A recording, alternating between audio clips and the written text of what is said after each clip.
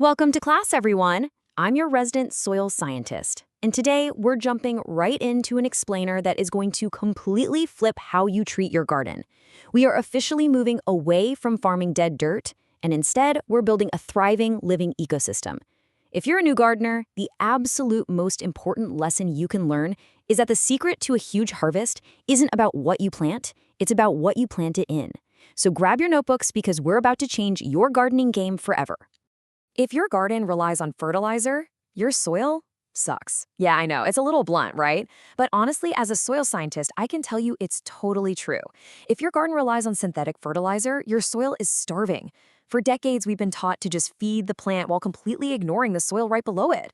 Well, today, we're going to diagnose that foundational problem and fix it for good. All right, here's our syllabus for today. We'll start with the forest floor blueprint, then get into fungi, microbes, and symbiosis. After that, hugelkultur, the buried log technique, followed by targeted amendments for your specific soil type. Finally, we'll wrap up with your mulch and no-till checklists and a year-round soil schedule. Section 1. The Forest Floor Blueprint. We're kicking things off by learning from the absolute master of soil health, the natural forest. Think about the stark contrast between a self-sustaining woodland cycle and a chemically dependent, degraded home garden. Out in a natural forest, you literally never see bare dirt, do you? It's all about natural decomposition, living fungal networks, thick leaf mulch, and really deep roots cycling nutrients perfectly.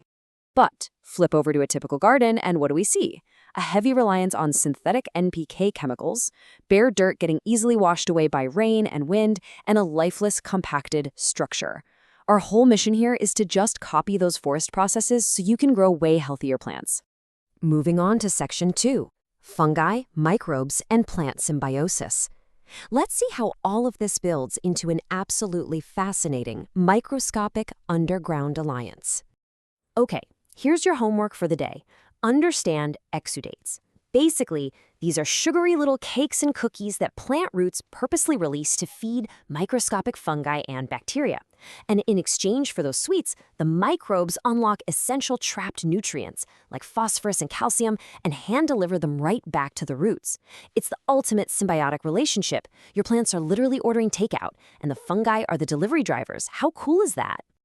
Now, here's a huge secret to real soil health. It's actually divided perfectly into 4 pillars: structure, biology, chemistry, and physics, 25% each.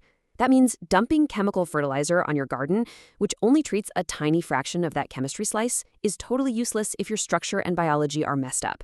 If the soil is so compacted that roots can't breathe, or if the biology is just dead, those nutrients stay locked away forever.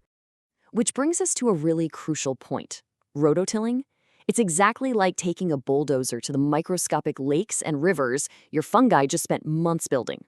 Every single time you turn that earth over, you're violently destroying the fragile fungal web and all those tiny air passageways. And doing that forces your plants to rely entirely on artificial inputs just to stay alive. If you want long-term soil vitality, avoid soil disturbance. Protect those essential networks. All right, Section 3, hugelkultur, or the buried log. This brings us to one of the most powerful structural fixes you could ever use. Here's your step-by-step checklist for building a new hugelkultur bed from start to finish. Essentially, we're burying logs to make a permanent moisture-retaining sponge for your garden. Step 1, dig a 2-foot deep trench. Step 2, toss some large logs and branches in the bottom. Stuff like untreated old oak or maple works great. Step 3, tightly pack the gaps with leaves and compost to get that microbial life going. Step 4, top the whole thing off with 12 inches of quality soil. And Step 5, plant your crops immediately. As those logs break down over time, they completely mimic the natural decomposition you'd see on a woodland floor. And that brings us to a pretty staggering number: 3. 3 full years.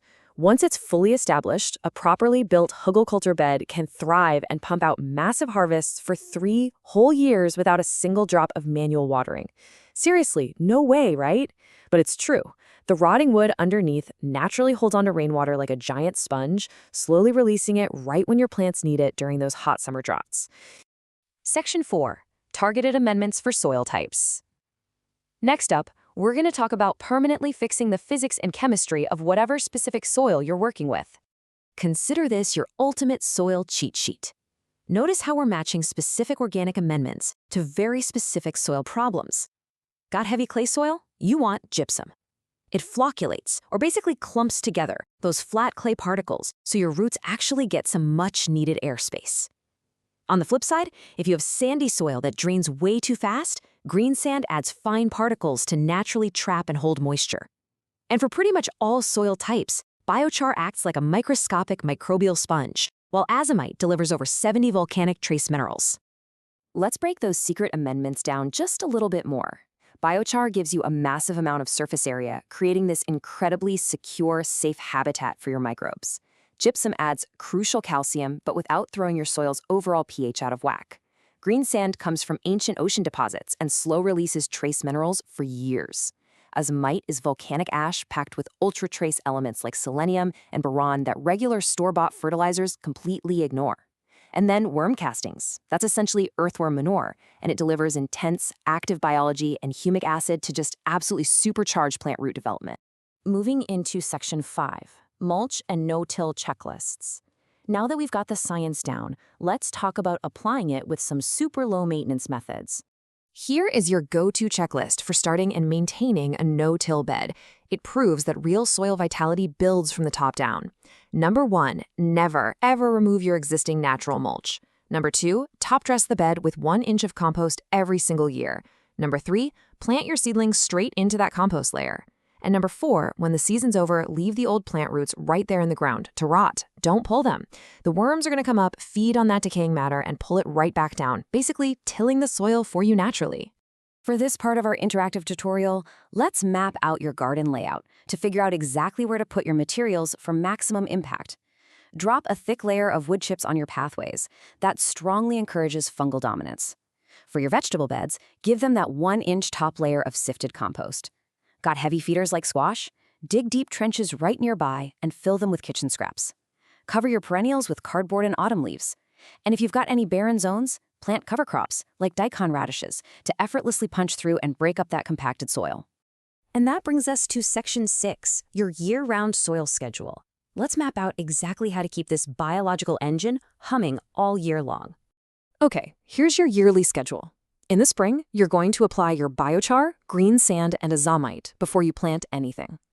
Come summer, use a chop and drop method for nutrient-rich plants like comfrey, and make sure your mulch stays nice and thick. In the autumn, plant super hardy field beans to fix free nitrogen directly from the air, and remember, leave those dead roots in the dirt. Finally, in the winter, just cover your beds with aged manure and thick leaf litter. To zoom in a bit, here's a simple weekly calendar. These routine habits are going to keep your underground workforce incredibly well fed. Monday, toss your vegetable kitchen scraps into a compost pit. Wednesday, apply some diluted, fermented liquid digestates made from your kitchen waste. That'll wake the microbes right up. Friday, peek under the mulch to check your moisture levels and see if the worms are active. And Sunday? Sunday is a strict do not walk on the beds day to prevent physical compaction. It's all about maintaining a hospitable environment, day in and day out. Now, I really want to highlight winter management. During those harsh winter months, your primary job is defense. Whatever you do, never leave your soil bare to the elements. Bare soil gets completely eroded by freezing wind and snow, which literally washes away all your precious nutrients.